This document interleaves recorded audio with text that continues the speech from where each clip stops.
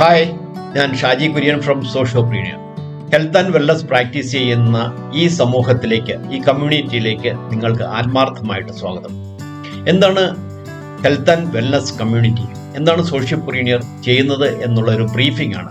നിങ്ങളും നിങ്ങളുടെ കുടുംബാംഗങ്ങളും ഹെൽത്തി ആയിട്ട് ജീവിക്കാൻ താല്പര്യമുള്ള ഒരു വ്യക്തിയാണ് നിങ്ങളെന്ന് മനസ്സിലാക്കുന്നു.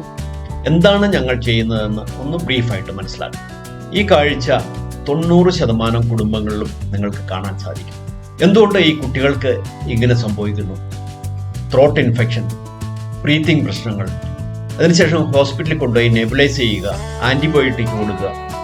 ഇതൊരു തുടർച്ചയായ കാര്യമായിട്ട് മാറുന്ന ഒരു സിറ്റുവേഷൻ ഉണ്ട്. എന്തുകൊണ്ട് ഇത് സംഭവിക്കുന്നു എന്ന് നമ്മൾക്ക് നോക്കാം. ഭക്ഷണം കഴിക്കാതെ നമ്മൾക്ക് ആഴ്ചകളോളം ജീവിക്കാൻ സാധിക്കും. അതുപോലെ വെള്ളമില്ലാതെ ദിവസങ്ങളോളം. എന്നാൽ പ്രാണവായുവില്ലാതെ എത്ര മിനിറ്റ് നമ്മൾക്ക് ജീവിക്കാൻ സാധിക്കും? ഒന്ന് ചിന്തിച്ചു നോക്കുക.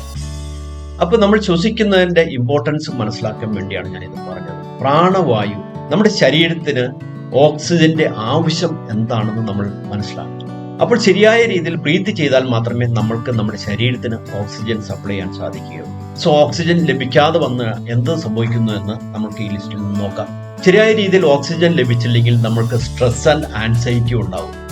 എന്താണ് സ്ട്രെസ് ആൻഡ് ആൻസൈറ്റി? നമ്മളുടെ ഓരോ മാനസികാവസ്ഥ അനുസരിച്ച് നമ്മുടെ ശരീരത്തിൽ ഓരോ ഹോർമോൺ ഉൽപ്പാദിപ്പിക്കുന്നുണ്ട്, അല്ലെങ്കിൽ ഓരോ ഹോർമോൺ ഉണ്ടാകുന്നതനുസരിച്ച് നമ്മുടെ മാനസികാവസ്ഥയ്ക്ക് വ്യത്യാസം വരുന്നുണ്ട്. നമുക്ക് ദേഷ്യം വരുന്നത്, സന്തോഷം വരുന്നത്, ഭയം ഉണ്ടാകുന്നത്, ഇതെല്ലാം സംഭവിക്കുമ്പോൾ നമ്മുടെ ശരീരത്തിൽ ചില ഹോർമോണുകൾ അല്ലെങ്കിൽ ചില കെമിക്കൽസ് ഉൽപ്പാദിപ്പിക്കപ്പെടുന്നുണ്ട്. അതിലൊന്നാണ് സ്ട്രെസ് ഹോർമോൺ എന്ന് പറയുന്നത്. ശരിയായ രീതിയിൽ നമ്മുടെ ശരീരത്തിന് ഓക്സിജൻ നൽകില്ലെങ്കിൽ ഉണ്ടാകുന്ന ആദ്യത്തെ പ്രശ്നം എന്ന് പറയുന്ന സ്ട്രെസ് ഹോർമോൺ. നമ്മൾക്ക് ഭയം ഉണ്ടാകുന്ന ഒരു അവസ്ഥയിലേക്ക്, poor posture and muscle tension, നമ്മുടെ സ്റ്റിഫ് ആവുക, നമ്മൾ ആ ഭയം വരുമ്പോൾ ഉണ്ടാകുന്ന സ്റ്റിഫ്നെസ്സിലേക്ക് എത്തുന്ന ഒരു സിറ്റുവേഷൻ. അടുത്തത് എന്താണ്? വീക്ക് ഇമ്മ്യൂൺ സിസ്റ്റം, ഇമ്മ്യൂണിറ്റി കുറയുന്നു. ഈ കാലഘട്ടത്തിൻ്റെ ഏറ്റവും വലിയ പ്രശ്നമാണ് ആളുകൾക്ക് പകർച്ചവ്യാധികൾ ഉണ്ടാകുന്നു.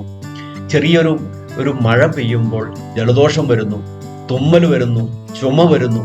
ഇതെല്ലാം ഉണ്ടാകാനുള്ള പ്രധാന കാരണം നമ്മളുടെ ഇമ്മ്യൂണിറ്റി കുറവ് കൊണ്ടാണ്. അത് മനസ്സിലാക്കണമെങ്കിൽ ഇത് ചില ആളുകൾക്ക് മാത്രമേ വരുന്നുള്ളൂ, ചിലവർക്ക് അത് ഉണ്ടാകുന്നില്ല. എന്തുകൊണ്ടെന്നാൽ ഇമ്മ്യൂണിറ്റി കുറവുള്ളവർക്കാണ് ഇത് കൂടുതലും പിടിപെടുന്നത്. സോ ഓക്സിജൻ നമ്മുടെ ശരീരത്തിന് ലഭിക്കാത്ത ഒരു അവസ്ഥയിലാണ് ഇതുണ്ടാകുന്നതെന്നും കൂടി നമ്മൾ മനസ്സിലാക്കണം. അടുത്തത് എന്താണ്?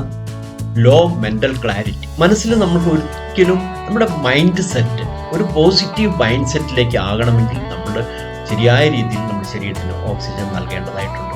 അടുത്തത് എന്താണ്? Digestive problem. ബ്രീത്തിങ്ങുമായിട്ട് ഇതിനെന്താണ് ബന്ധം? നമ്മൾ സാധാരണ നിലയിൽ നമുക്ക് കാണാൻ സാധിക്കും, ചില വ്യക്തികൾ രാത്രി ഉറങ്ങുമ്പോൾ വായിൽ കൂടി ശ്വസിക്കുന്ന ഒരു അവസ്ഥ. ഒരു ഹാബിറ്റാണ് ശരിക്കും. നമ്മൾ ശരിക്കും പ്രാക്ടീസ് ചെയ്ത് മൂക്കിൽ കൂടി ശ്വസിക്കുന്ന അവസ്ഥയിലേക്ക് മാറിയില്ലെങ്കിൽ അത് നമ്മളെ ഏറ്റവും കൂടുതൽ ബാധിക്കുന്നത് നമ്മുടെ ഡൈജസ്റ്റീവ് സിസ്റ്റത്തിനെയാണ്. വായിൽ കൂടി ബ്രീത്ത് ചെയ്യുന്നത് ഏറ്റവും ഡേഞ്ചറസും ഏറ്റവും മോശമായിട്ടുള്ള ഒരു ബ്രീത്തിങ് പ്രാക്ടീസ് ആണെന്ന് മനസ്സിലാക്കുക. അത് ചെയ്യുന്ന വഴി നമ്മളുടെ ഉമിനീർ ഉൽപാദനം കുറയുന്നു, നമ്മുടെ വായ് ഡ്രൈ ആവുന്നു, മോണരോഗങ്ങൾ വരുന്നു, അങ്ങനെയുള്ള പല പ്രശ്നങ്ങളിലേക്കും പോകുന്നു. അതുകൂടാതെ നമ്മൾ സപ്ലൈ ചെയ്യുന്ന ഓക്സിജൻ ശരിക്കും ശുദ്ധീകരിച്ചല്ല നമ്മുടെ ലങ്സിൽ ചെല്ലുന്നത് എന്നുകൂടി മനസ്സിലാക്കുക. അപ്പോൾ മൂക്കിൽ കൂടി ശ്വസിക്കുമ്പോൾ ഉണ്ടാകുന്ന ഗുണം എന്താണ്? ആദ്യമേ തന്നെ നമ്മുടെ മൂക്കിൽ വലിയ ഡസ്റ്റ് എല്ലാം ഫിൽട്ടർ ചെയ്യുന്നു. അതിനുശേഷം നമ്മുടെ വിൻഡ് പൈപ്പിലുള്ള മ്യൂക്കസ്, ഏറ്റവും ചെറിയ ഡസ്റ്റുകളെ ഫിൽട്ടർ ചെയ്തതിന് ശേഷമാണ് നമ്മുടെ ശരീരത്തിലേക്ക് ഓക്സിജൻ നൽകുന്നത്. അപ്പോൾ നമ്മൾ വായിൽ കൂടി ശ്വസിക്കുമ്പോൾ ഉണ്ടാകുന്ന പ്രശ്നം മനസ്സിലായി കാണുന്നത്. അതുപോലെ മൂക്കിൽ കൂടി ശ്വസിക്കുമ്പോൾ ശരിയായ ടെമ്പറേച്ചറിലുള്ള ഓക്സിജനാണ് നമ്മളുടെ ലങ്സിന് കൊടുക്കുന്നത്. അതുപോലെ കറക്റ്റായ അളവിലുള്ള ഈർപ്പവും കൂടി നമ്മുടെ ലങ്സിലേക്ക് എത്തുന്നുണ്ടാവും. പലതരത്തിലുള്ള അസുഖങ്ങളെയും നമുക്ക് ഒഴിവാക്കാൻ സാധിക്കും. അടുത്തതെന്ന് പറയുന്ന സ്ലീപ്പ് ഡിസ്റ്റർബൻസ്. ശരിയായ രീതിയിൽ ബ്രീത്ത് ചെയ്യാൻ സാധിച്ചാൽ, അല്ലെങ്കിൽ നമ്മൾ മൂക്കിൽ കൂടി നമ്മുടെ വളരെ ഫ്രീ ആയിട്ട് മൂക്കിൽ കൂടി ശ്വസിച്ചാൽ മാത്രമേ നിങ്ങൾക്ക് നന്നായിട്ട് ഉറങ്ങാൻ സാധിക്കും. ഉറക്കം എന്ന് പറയുന്നത് നമ്മുടെ കംപ്ലീറ്റ് ബോഡി റിപ്പയറിംഗ് വർക്ക് നടക്കുന്ന കാര്യമാണ്. അതുകൊണ്ട് ആ രീതിയിലേക്ക് നമുക്ക് പ്രാക്ടീസ് ചെയ്യേണ്ടതായിട്ടുണ്ട്. അടുത്തതെന്ന് പറയുന്ന എമോഷണൽ ഇംബാലൻസ്, മാനസികമായിട്ട്, അതായത് പെട്ടെന്ന് ദേഷ്യം വരുന്ന ഒരവസ്ഥ, നമ്മളുടെ വികാരങ്ങളെ കൺട്രോൾ ചെയ്യാൻ പറ്റാത്തൊരവസ്ഥ. ഓക്സിജന്റെ സപ്ലൈ കുറയുമ്പോഴാണ് ഇതെല്ലാം സംഭവിക്കുന്നത്. അപ്പോൾ ശരിയായി ബ്രീത്തിങ് പ്രാക്ടീസ് ചെയ്യുന്നവർക്കാണ് ഇതെല്ലാം ഓവർകം ചെയ്യാൻ സാധിക്കുക. അടുത്ത റെഡ്യൂസ് ഫിസിക്കൽ പെർഫോമൻസ്. നമ്മുടെ കുട്ടികൾക്ക് എന്തുകൊണ്ട് ശരിയായ രീതിയിൽ ബ്രീത്ത് ചെയ്യാൻ സാധിക്കുന്നില്ല? ഒന്ന് ചിന്തിക്കേണ്ടതാണ്. പണ്ട് കാലത്ത് കുട്ടികൾ ഫിസിക്കൽ ആക്ടിവിറ്റി, നല്ല കായികമായിട്ടുള്ള കളികളിൽ ഏർപ്പെട്ടിരുന്നു. ഈ കാലഘട്ടത്തിൽ ആളുകൾ കായികമായിട്ടുള്ള ഒരു കളികളോ ഒരു അധ്വാനമോ ഇല്ലാത്ത അവസ്ഥയിലേക്ക് പഠിക്കുന്നതിലേക്ക് മാത്രം പേരൻസ് കോൺസെൻട്രേറ്റ് ചെയ്യുന്ന ഒരു അവസ്ഥയിൽ വന്നപ്പോഴാണ് ഈ പ്രശ്നങ്ങൾക്കെല്ലാം കാരണം.